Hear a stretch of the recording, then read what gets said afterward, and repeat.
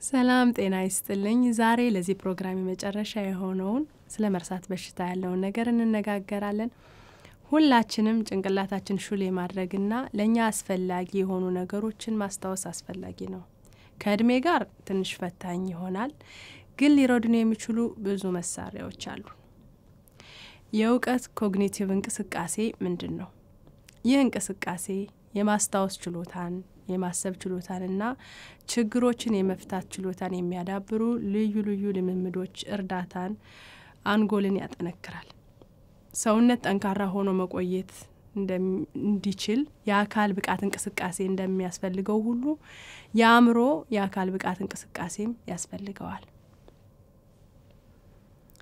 እንዴት ነው የምናደርገው በተለይ የኢትዮጵያውያን አዋቂዎች ተስማሚ የሆኑ ዘዴዎችን እንጠቀማለን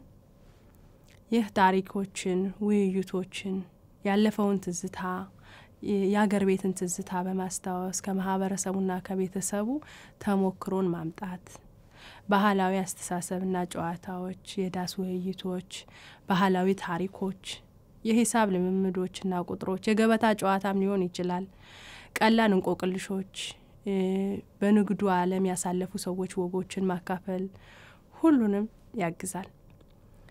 ዘፈንና ውዝዋዜ ትዝታን ስሜትን የሚቀሰቅስ ማህበራዊ ትስስርን የሚያጠናክር ባህላዊ ሙዚቃ የኢትዮጵያ የባህል ምስሎች ቁሶችን መጠቀም ለምሳሌ እንደ ጀበና ማሰሮ ስፌቶች ሊሆኑ ይችላሉ እንዝርት ፈትል ብዙ ነገሮች የማስታወስና የማስታወስ ችሎታን በአግባቡ ለመጠበቅ የሚረዱ ስልቶች ናቸው ቴክኖሎጂንና የአእምሮ ጥበቃ ፍላጎት ላላቸው ሰዎች ኮምፒውተርን የመጠቀም አማራጭም አለ በተስተካከሉ ጨዋታዎችና ልምምዶች አንጎልን የሚያነቃና አስተሳሰብን የሚያበረታታ የእውቀት ኮግኒቲቭ እንቅስቃሴ ማህደረ ትውስታን ለመጠበቅ ከማህበረሰቡ ጋር ለመገናኘት እውቀትን ህይወትን ጥራት ለማሻሻል ጥሩ መንገድ ነው